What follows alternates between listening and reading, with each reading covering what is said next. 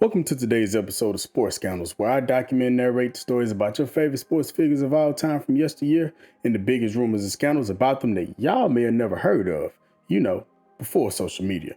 I don't know if all of these scandals and rumors are true. I'm just putting the stories out in the air so that everybody can know about them. On our 7th episode, we got the Teflon Don King. Let's do it. I'm off ahead, so I guess I'm labeled a headhunter. Throw me on the verse and I promise you'll probably last longer. Moving through the masses, I'm crashing the main circuit. Too bad cause I had the plans to be modest, remain closer. Donald King was born in the slums of Cleveland, Ohio on August 20th, 1931 to Clarence and Hattie King. His father, Clarence, passed away when Don was just 10 years old when he was involved in an explosion at the steel mill that he worked at. His mom, Hattie, actually used the insurance money from the incident to move the family to a middle-class area of the city. Outside of that, the events surrounding his childhood are not very known because Don King has never done a tell-all in any way, shape, or form. His reasoning was that he would be a promoter forever, so there would be no time for an autobiography of any sort. Now, with that being said, Don was an amateur boxer for a bit in high school, but he was never very good. He was a 108-pound flyweight, had 4 fights, and won 2 of them. King graduated from high school in 1951 and went on to attend Kent State University, or so he says. After dropping out of Kent State University, he started running an illegal bookmaking operation out of the basement of a record store. Now, there are some conflicting reports on him actually going to college because his high school grades seemed to be pretty low for being accepted into college. He told many different tales about school, so who knows what exactly is true, but I digress. King's numbers rackets were highly successful and was considered to be the most successful in Cleveland. And this is also where things get wild for Don. And I truly mean wild. Let's discuss. In December of 1954, 3 men from Detroit actually tried to rob one of his gambling houses. A gunfight ensued between them, and once the fire had ceased and the smoke cleared, a man named Hillary Brown was found laying dead on the ground. King lucked out and the case was considered to be self-defense and justifiable homicide, and he escaped prison time. And he was deeply tied in with the Mafia at this time. Hell, he was deeply tied in with the Mafia throughout his entire career, and he had a mile-long rap sheet by this time. By the early 1960s, he was the biggest numbers gambling boss in all of Cleveland, grossing around $15,000 a day. He was kicking back money to the mob from his numbers operation in order to stay in business, but when he decided to stop kicking back the money, problems arose. So, in 1957, his home was actually bombed because of his lack of payments to the Mafia. But please believe that the threats on his life did not stop there. In 1959, he had a mob hit on his head that ended up with him surviving 5 point-blank range shots to the head. Some decades later, he was having some issues with his neck and decided to get checked out. What the doctors found were shotgun shells lodged into his head and told him that he was lucky to still even be alive. And after this incident, he continued to run his lucrative operation and also became the new owner of the popular hangout, the New Corner Tavern, which is now a part of the Rock and Roll Hall of Fame. The biggest musical acts at the time would stop in and perform, and even Don King himself would jump on the stage and perform with his great friend and legend, Lloyd Price. Then, in 1966, he finally lands himself in prison for killing someone yet again. Here's the story. King arrived at the Manhattan Taproom Bar where he saw one of the men who was an employee of his at one of his numbers organizations, Sam Garrett. Apparently, Don had hit on one of the bets he placed with Sam for $600, but he was never paid the money. Funnily enough, he was able to win the bet based off of a mathematical calculation system that he himself created.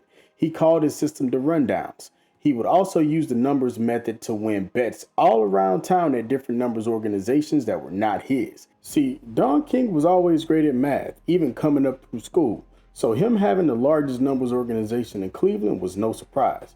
But anyway, once he saw Garrett at the bar, he felt this intense rage. Garrett was a sickly dude, a drug abuser, and he was extremely ill from tuberculosis and had just recently had a lung removed. As an adult, Don was very much so known to back down from confrontation with people his size, and he even flunked PE when he was in high school. Though he boxed briefly in high school, fighting just was not his thing. He and Sam argued for a few minutes, then the argument spilled out onto the streets where Don pummeled this man who was almost 100 pounds lighter than him. While Sam Garrett lay on the ground after being pistol whipped by Don King over and over and stumped out with footprints on Sam's swelling face, All these people were outside watching, and nobody thought to stop Don from continuously bashing this man's head in like a demon had taken over his body. Two plainclothes policemen finally saw what was happening, jumped out their car with their weapons drawn, and ordered him to stop stumping the man. King gets handcuffed, and while Sam lay there nearly unconscious and with blood spewing from every hole in his head, he told Don that he was going to pay him the money. And those were his last words. After 5 days in a coma, a man who was already in very bad shape before the beating, Garrett passed away from multiple severe brain hemorrhages, now giving King a homicide conviction. He was laying his foundation for self-defense like he got off in his previous murder trial, but no bueno. No chance this time. King was sent to prison for 4 years, but it didn't come without his usual tricks along the way. Bribing witnesses, threatening witnesses, witnesses coming in and changing their testimonies. The full gamut. Hell, even the arresting officer on the case, Officer Tony, was presented with multiple bribes in order to get Don King's case dropped. See, Don had a ton of pull and was flush with cash, so he nearly ruled with an iron fist over Cleveland. Now, what many people don't know is that Mr. King was an informant. Not officially, but an informal informant, so to speak. He would work with the Cleveland Police Department to bring down other numbers operations around the city. This man even had bail bondsmen trying to bribe the officer who was working the case to drop the case. Dunn had many of the witnesses completely run out of town. And when it was all said and done, it came out that he had spent the equivalent of $266,000 in today's money on bribes. When it was all over, somehow, someway, after being convicted of second-degree murder and facing a life sentence, the judge reduced his charge to manslaughter. Plain and simple, the trial was fixed. In fact, the judge presiding over the case, Hugh Corrigan, was found to have been receiving money from members of the Cleveland mob. Corruption was very much so a part of what was going on, and that much is very, very clear. He served his 4 years in prison, and in 1971, upon his release, he hooked up with boxing matchmaker and promoter Don Elbum, his friend, legendary rock and roll performer, and one of the creators of rock and roll, Lloyd Price, and the legendary Muhammad Ali. And it wouldn't take a decade for him to portray the three men that broke him into the business. In 1972, the team had an idea to help a hospital with black doctors that was struggling with money and on the verge of bankruptcy. Don King decided to throw a benefits boxing show with Muhammad Ali to save Forest City Hospital from closure, and he was finally able to convince Ali to agree to doing it. So they threw the boxing exhibition, and so begins the start of King's boxing promotions career. And now we enter the first of his many scandals and rumors and allegations in boxing. Let's talk. King's greatest traits were that he could sell anything and could get himself out of anything. Hell, he even sold the word MFer to a bunch of God-fearing Christian black folks in order to sell this exhibition fight.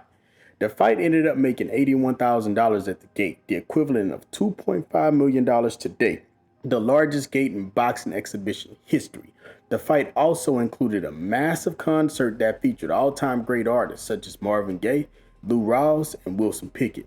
Man, why this man Don King stole $30,000 from the money and left the hospital who the benefit was for with only $15,000? And one of the fighters on the card was owed just $1,200, but King refused to give him that money because he apparently had some sort of lien hold.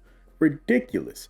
In his very first fight, as successful as it may have been, he was already foreshadowing what his shicey career was going to be. But people still worked with him. Money talks. Ali was paid $10,000. Elbum was paid $1,000. The hospital, though they were supposed to receive $40 to $50K, only received $15. King pocketed the rest of the money.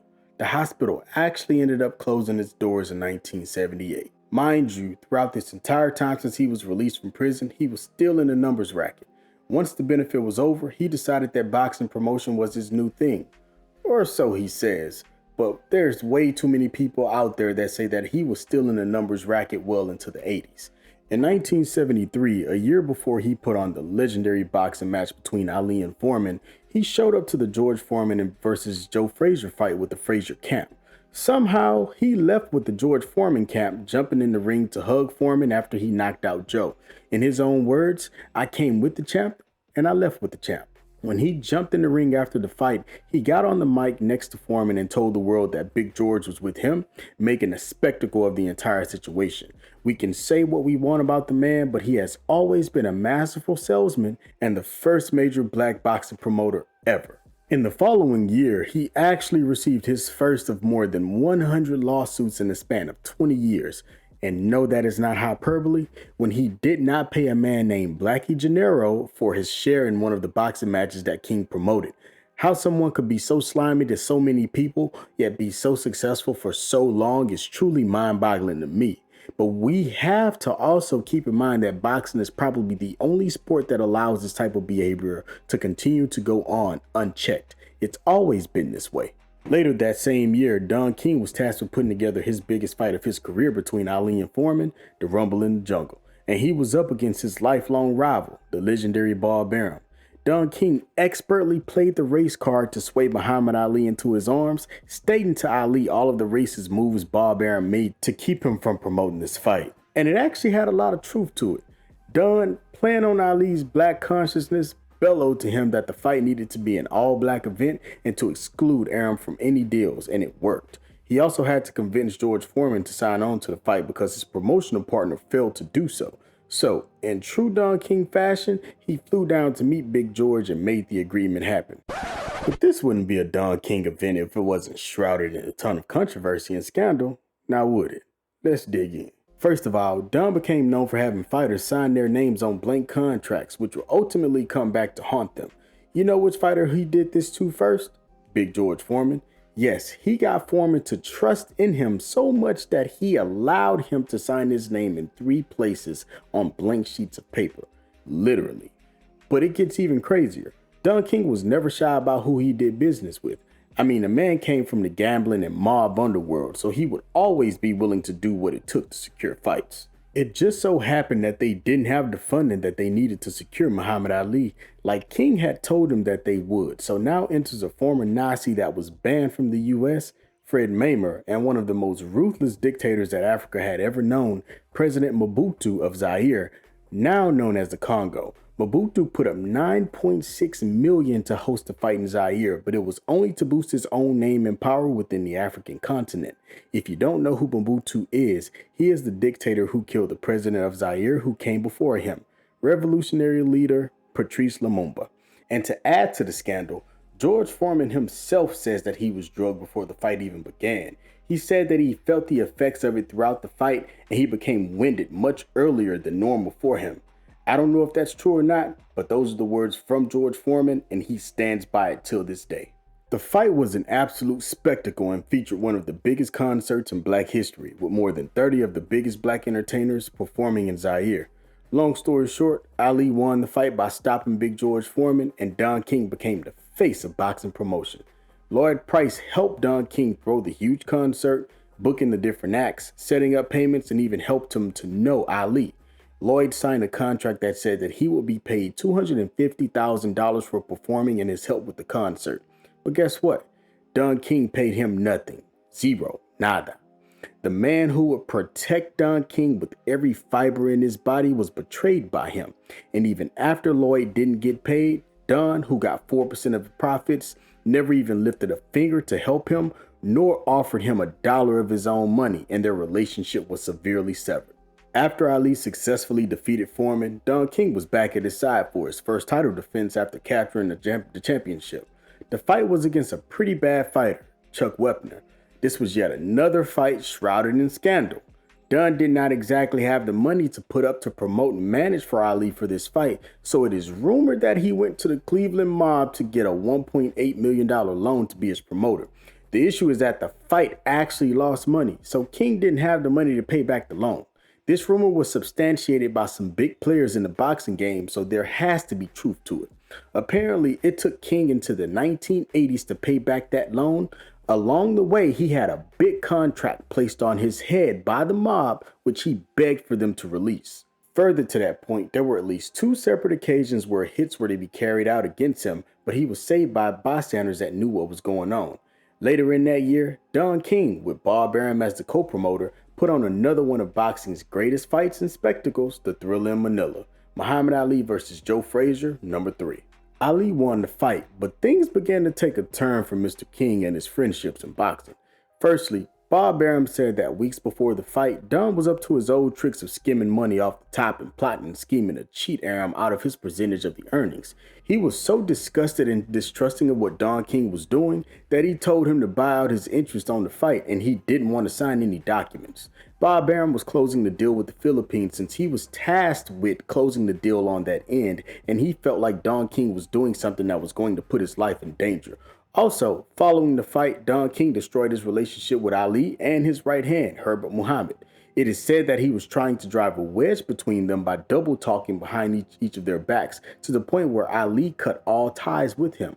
He was to never promote for him ever again, and he also hit a dry spell in the boxing promotion game with the nasty way he did business. King was desperate to get back on his high horse, so the next year in 1976, he reached out to ABC to take advantage of the American pride in the 1976 Olympic boxing team, the team that won 5 gold medals, and that hadn't been seen in a long while. He planned to do an American tournament and got the Bible of Boxing involved to boost its credibility, the Ring magazine. And of course, it gets nasty, so let's talk about it.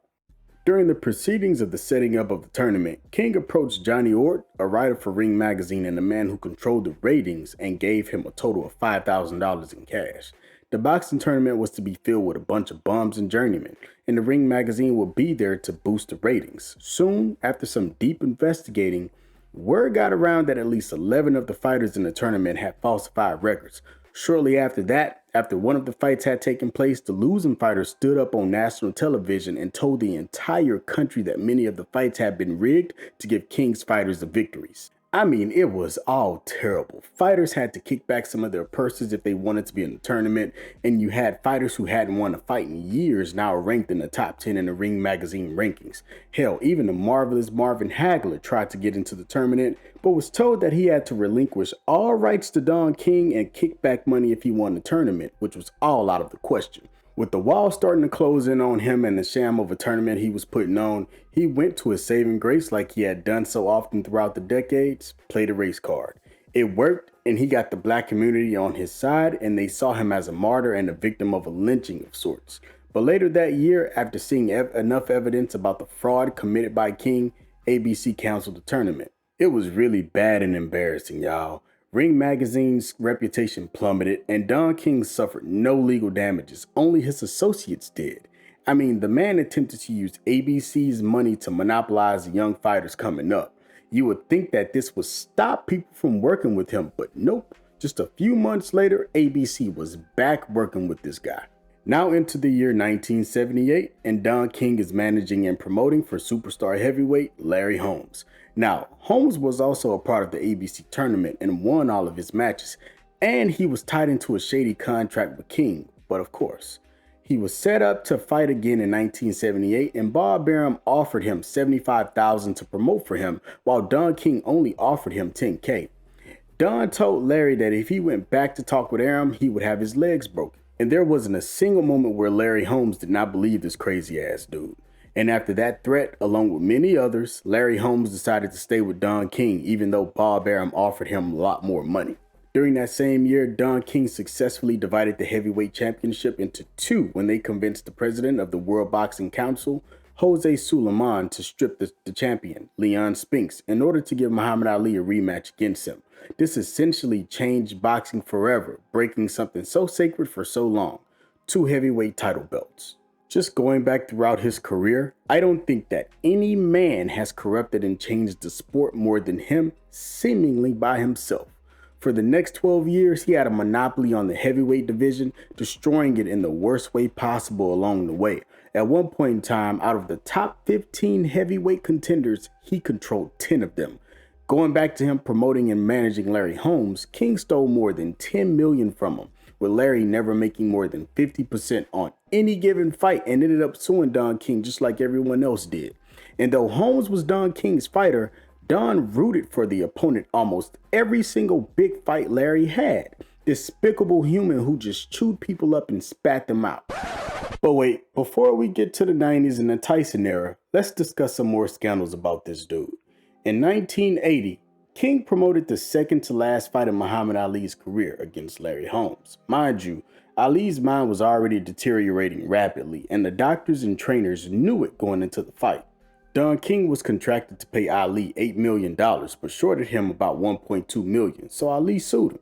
Why did this man have one of his handlers bring a briefcase to Muhammad with $50K in it, and Ali took it and dropped the lawsuit? I have never in my life seen someone get away with blatant mistreatment of so many people and live to tell the freaking tale. But we got some more. In 1981, King was in the Bahamas to promote for Tim Burbrick in the final fight of Ali's career, and he was severely jumped and beat up by some individuals from the Nation of Islam. It was over a dispute with another promoter of Burbrick's, James Cornelius. He flew down to the Bahamas to get an injunction on the fight because he was the one with the contract to promote, and was met by fists and kicks at his hotel. He was then ordered to leave the Bahamas or he would be killed. The man was even able to get a pardon for his second murder he committed in 1966 by getting the most powerful people in Ohio to write letters to the state asking for them to pardon him. Names such as Art Modell, Coretta Scott King, and Jesse Jackson, among other prominent political figures. And since he had made campaign donations to Governor James Rhodes, he was granted the pardon in 1983, restoring all of his citizenship rights. Nasty stuff, man. Then the FBI conducted a sting operation called Operation Crown Royal, where the FBI investigated boxing and Don King for 4 years to check on any illegal activity that was occurring. Big Mafia figures such as Michael Francesi were involved, such as Al Sharpton, who also had ties to the mob for those who didn't know this. The sting fell apart and Don King was never caught by the FBI, but they had him on tape working with the Mafia. The head of the FBI stopped it because they couldn't go forward with the promotion of a professional boxing match. Since they couldn't move forward with the probe, the sting ended in tax fraud charges to the tune of 29 counts against Don King in 1985. He was acquitted of all charges, and everyone else involved got the blame for his tax evading. Again, he came out unscathed and very lucky, and it is completely beyond me. He was also a major part of the apartheid boycott in the 1980s, sitting as a charter member of a very prominent organization that was against apartheid. But, of course, in true Don King fashion, he didn't honor it and tried to spin it just like he does everything else negative that he has been a part of. In 1986, he began managing and promoting for promising young fighter Tim Witherspoon. To make a long story short, Witherspoon became champion in 1985 and was promised a $2 million purse. You know how much he received from Don King? A check for $100,000. Yes, that's right. King screwed over another fighter with the help of his stepson, Carl King. This completely demoralized Tim Witherspoon and ruined his entire career. Tim Witherspoon sued him for $25 million and ended up settling out of court for $1 million. Truly, truly sad. And while the suit was ongoing, Don froze Witherspoon out of a title bout for all of Tim's prime years. But Don King just kept rolling, kept making enemies, and kept making a boatload of money along the way. And it seemed that no one could stop him. In comes the Iron Mike era, and Don King's most prized fighter of them all. Don had been involved in Tyson's career since 1986, but he fully took over his promotions in 1988 when Tyson's life was spiraling. King completely took over Iron Mike's life, even having him move into his home with him so he can keep a close eye on him at all times. See, King knew that Tyson was vulnerable and needed love, and he used that to his advantage like he did everybody else. In 1992, Tyson signed an exclusive 4-year contract with Don King. Thus begins the ruining of Mike Tyson by Don King. Under King's watchful eye, his image had taken a major hit across the media and in the public eye. To make matters even worse, after his loss to Buster Douglas, Don King still owed over $2 million to Tyson 9 months after the fight, which was highly unusual. And this was the first sign that Don King was screwing Tyson over. Mike lost everything under Don King's tutelage, and I mean everything. But hold on. While he was in the middle of screwing over Mike Tyson, Don King somehow found the time to put a hit out on heavyweight boxer Meldrick Taylor after Don only paid him $400K after he was owed $1.3 million. Further to that, why did this man threaten to sue Buster Douglas after he told Don King that he was going to leave him? He even threatened to enact a Fugitive Slave Law Act against him, basically letting Buster know that he thought that he was a slave to him. Psychotic dude who got away with literally everything, y'all. I truly don't understand. Sadly enough, in the 1980s and 90s, in order to get a title shot, you had to sign with this man. He even put it in all of his contracts that if you wanted to fight one of his fighters, you had to sign with him. Y'all, I won't even be able to get to half of the rumors, allegations, and scandals about this dude. I have truly never seen anything like this in my life, ever. But let's continue. When it was all said and done, Don King screwed over Mike Tyson out of almost $300 million total. Despicable stuff. Tyson took him to court for $100 million, but was granted a settlement of $14 million. In 2003, Mike was so pissed off at the dude that he actually had to put the beat down on him. He kicked him in the head and knocked out his bodyguard because of Don King's private jet. The private jet that Tyson felt was bought with the money that was stolen from him. To this day, at the ripe old age of 91, Don King is still promoting, still getting sued, and still filing lawsuits himself. His reign of terror at the top of the food chain in the heavyweight division is beyond over, but he still has some grip left, though very small. Funnily enough, many people believe that with all of the things that he has done, he has to be the devil himself, seeing as that he has seemingly escaped death a multitude of times, lawsuits a multitude of times, and FBI threats a few times. He truly is the Teflon Don. Thank y'all so much for coming to the show today. Please don't forget to like, share, and subscribe if you're new. There's more where this came from. I'm out. I'm off ahead, so I guess I'm labeled a head hunter. Throw me on the verse and I promise you'll probably last longer. Moving through the masses, I'm crashing the main circuit. Too bad cause I had the plans to be modest, remain close.